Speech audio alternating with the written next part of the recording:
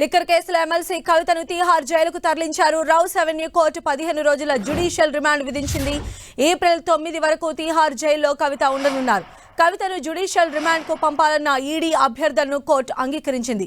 కవితకు మధ్యంతర బెయిల్ ఇచ్చేందుకు కోర్టు నిరాకరించింది. ఇదే కేసులో కవిత బెయిల్ పిటిషన్ పైన ఏప్రిల్ 1న రౌస్ అవెన్యూ కోర్టు విచారణ జరపనుంది. ఈ కేసులో విచారణకు కవిత సహకరించడం లేదని ఈడీ కోర్టుకు తెలిపింది. దర్యాప్తు కొనసాగుతోందని, మరికొందరు నిందితులను ప్రశ్నించాల్సి ఉందని ఈడీ తరపు న్యాయవాది కోర్టుకు తెలిపారు. అయితే వచ్చే నెల 16 వరకు కవిత చిన్న కుమారుడి పరీక్షలు ఉన్నాయని, అప్పటి వరకు మధ్యంతర బెయిల్ ఇవ్వాలని కవిత తరపు న్యాయవాది విక్రమ్ చౌదరి కోర్టును కోరారు. ఈ విషయంపైన ఈడీ అభ్యంతరం వ్యక్తం చేసింది. కవిత రెగ్యులర్ బెయిల్, మధ్యంతర బెయిల్ పైన స్పందించేందుకు తమకు సమయం కావాలని ఈడీ కోరింది. కవితకు బెయిల్ ఇస్తే సాక్ష్యాలను తారుమారు చేసే అవకాశం ఉందని కోర్టుకు తెలిపింది ఈడీ. కేసు విచారణ కీలక దశలో ఉన్నందున బెయిల్ ఇవ్వటం సాధ్యం కాదని కోర్టు అభిప్రాయపడింది. ఇక అంతకుముందు న్యాయమూర్తి అనుమతితో కోర్టు హాల్లో కుటుంబ సభ్యులు, బంధువులను కవిత కలిశారు. ఇక కోర్టు హాల్లోకి వెళ్లే ముందు కవిత కీలక వ్యాఖ్యలు చేశారు. ఈ కేసులో తాను కడిగిన ముత్యాల్లా బయటకు వస్తానన్నారు. ఇది మనీ లాండరింగ్ కాదని, పొలిటికల్ లాండరింగ్ అని విమర్శించారు. తాత్కాలికంగా తనను జైల్లో పెట్టొచ్చు కానీ తన ఆత్మస్థైర్యాన్ని దెబ్బతీయలేరని అన్నారు. మొదటి నిందితుడు బీజేపీలో చేరారని, రెండవ నిందితుడికి బీజేపీ టికెట్ ఇచ్చిందని, మూడో నిందితుడు బీజేపీకి 50 కోట్ల ఎలక్టోరల్ బాండ్స్ ఇచ్చారని కవిత ఆరోపించారు. ఈ కేసులో తాను అప్రూవర్గా మారటం లేదని స్పష్టం చేశారు. లిక్కర్ పాలసీ, మనీ లాండరింగ్ కేసులో మార్చి 15న కవితను ఈడీ అరెస్ట్ చేసింది.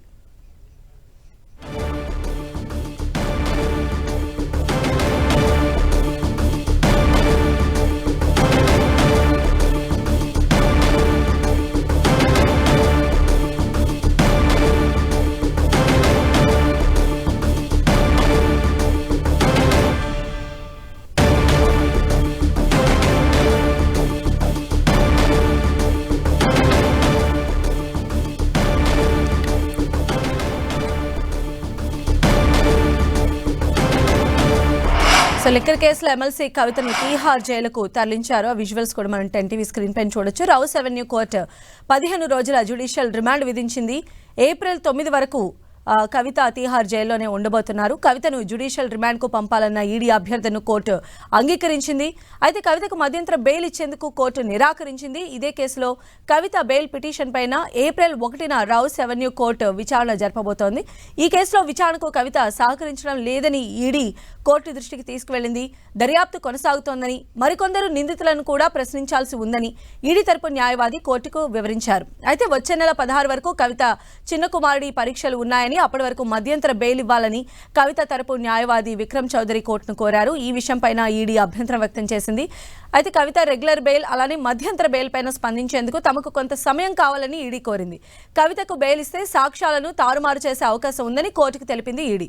కేసు విచారణ కీలక దశలో ఉన్నందున బెయిల్ ఇవ్వటం సాధ్యం కాదని కోర్టు అభిప్రాయపడింది. ఇక అంతకుముందే న్యాయమూర్తి అనుమతితో కోర్టు హాల్లోనే కవిత కుటుంబ సభ్యులను, బంధువులను కూడా కలిశారు. ఇక కోర్టు హాల్లోకి వెళ్లే ముందు కవిత కీలక వ్యాఖ్యలు చేశారు. ఈ కేసులో తాను కడిగిన ముత్యంలా బయటకు వస్తానన్నారు. ఇది మనీ లాండరింగ్ కాదని, పొలిటికల్ లాండరింగ్ అని విమర్శించారు. తాత్కాలికంగా తనను జైల్లో పెట్టొచ్చు కానీ తన ఆత్మస్థైర్యాన్ని దెబ్బతీయలేరని ఆమె వ్యాఖ్యానించారు. మొదటి నిందితుడు బీజేపీలో చేరారని, రెండవ నిందితుడు బీజేపీ టికెట్ ఇచ్చిందని, మూడవ నిందితుడు బీజేపీకి 50 కోట్ల ఎలక్టోరల్ బాండ్స్ ఇచ్చారని కవిత ఆరోపణలు చేశారు. ఈ కేసులో తాను అప్రూవర్గా మారటం లేదని కూడా ఆవిడ స్పష్టం చేశారు. లిక్కర్ పాలసీ, మనీ లాండరింగ్ కేసులో మార్చి 15న కవితను ఈడీ అరెస్ట్ చేసిన విషయం తెలిసిందే. ఇక మరిన్ని అప్డేట్స్ మా ప్రతినిధి గోపిని అడిగి తెలుసుకుందాం. Gopi, Delhi liquor scam, money laundering కేసులో అరెస్ట్ అయిన బీఆర్ఎస్ ఎమ్మెల్సీ కవిత ఇప్పుడు తీహార్ జైలుకు వెళ్లారు. 10 రోజుల ఈడీ కస్టడీని ఎదుర్కొన్న అనంతరం బయటకి విడుదల చేయొద్దు ఆమెని, బయట ఆమె సాక్షులను, ఆధారాలను ప్రభావితం చేసే అవకాశం ఉంది. సో జ్యుడిషియల్ కస్టడీ విధించాలి అని చెప్పి ఎన్ఫోర్స్మెంట్ డైరెక్టరేట్ రౌస్ అవెన్యూ కోర్టుకి కోవడం జరిగింది. అందులో భాగంగా 15 రోజుల జ్యుడిషియల్ కస్టడీని కోరారు. 14 రోజుల జ్యుడిషియల్ కస్టడీకి రౌస్ అవెన్యూ కోర్టు అనుమతించడం జరిగింది. సో ప్రస్తుతం కాసేపటి క్రితమే రౌస్ అవెన్యూ కోర్టు నుంచి ఇటు తీహార్ జైలుకి, సెంట్రల్ ఢిల్లీ నుంచి 8 కిలోమీటర్ల దూరంలో తీహార్ జైలు ఉంటుంది.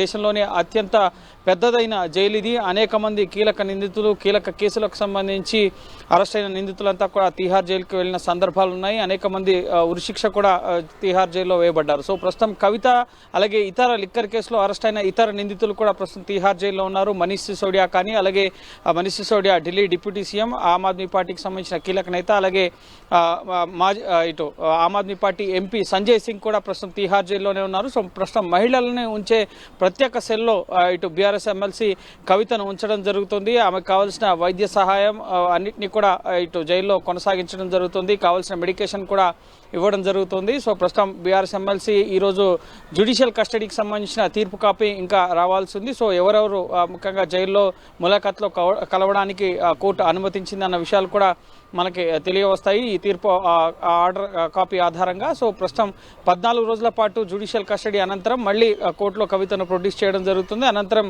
కేసు దర్యాప్తు పురోగతిని వివరించి మళ్ళీ కవితకు జ్యుడిషియల్ కస్టడీ పొడిగించాలని చెప్పి ఈడీ కోరే అవకాశం ఉంది. అయితే ఆలోపు ఏప్రిల్ 1న ఈ కేసుకు సంబంధించి ఇటు మధ్యంతర బెయిల్ కవిత పిటిషన్ దాఖలు చేశారు. సో ఆ పిటిషన్ పైన ఇటు ఏప్రిల్ 1న ఇటు రౌజ్ అవెన్యూ కోర్టు విచారణ జరపబోతోంది. ఈడీ కవిత బెయిల్కి సంబంధించి ఇటు స్పందించాల్సి ఉంటుంది. సో నెక్స్ట్ ఏప్రిల్ 1న కవిత బెయిల్ ఆర్డర్ పైన తన కుమారుడికి సంబంధించిన పరీక్షలు ఉన్నాయి. సో మధ్యంతర బెయిల్ ఇవ్వాలి అని చెప్పి కవిత కోరడం జరిగింది. అయితే కవిత బయట ఉంటే సాక్ష్యాలను, ఆధారాలను ప్రభావితం చేస్తారు, ఆమెకి బెయిల్ ఇప్పుడు ఆమెను విడుదల చేయొద్దని చెప్పి ఇప్పటికే జ్యుడిషియల్ కస్టడీకి కోరిన నేపథ్యంలో సో బెయిల్ ఎంతవరకు యాక్సెప్ట్ చేస్తారు ఈడీ అధికారులు అనేది మనం వేచి చూడాలి. అయితే కోర్టు హాల్ నుంచి బయటకు వచ్చేటువంటి సందర్భంలో కవిత చాలా అంటే బీజేపీ గవర్నమెంట్కి సంబంధించి చాలా తీవ్రమైనటువంటి ఆరోపణలు కూడా చేశారు. వాటిని ఎలా చూడాలి?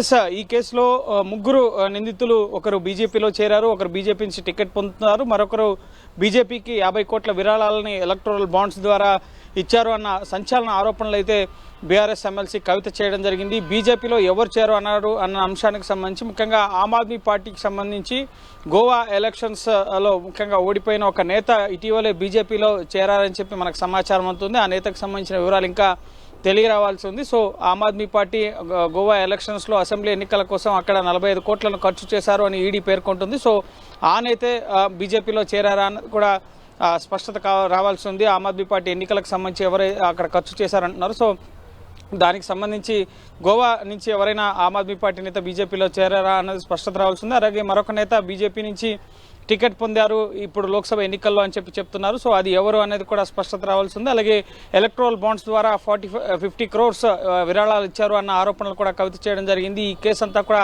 ఫ్యాబ్రికేటెడ్ కేసు, తన కేసు అక్రమం, అలాగే న్యాయ పోరాటం చేస్తాను, తన స్థైర్యాన్ని ఎవరు కూడా దెబ్బతీయలేరు అన్న విషయాలను కూడా కవిత మాట్లాడడం జరిగింది. సో పొలిటికల్గా కూడా ఈ కేసును బీఆర్ఎస్ ఎదుర్కోబోతోంది. సో ఖచ్చితంగా వచ్చే లోక్సభ ఎన్నికల్లో మెజారిటీ సీట్లు మేము సాధిస్తామన్న ధీమాను కూడా బీఆర్ఎస్ వ్యక్తపరుస్తున్న పరిస్థితి ఉంది. సో ప్రస్తుతానికైతే కవిత లిక్కర్ కేసులో ఇటు కస్టడీ విచారణ నుంచి కస్టడీ నుంచి ఇప్పుడు తీహార్ జైలు వరకు వెళ్ళిన పరిస్థితి ఉంది.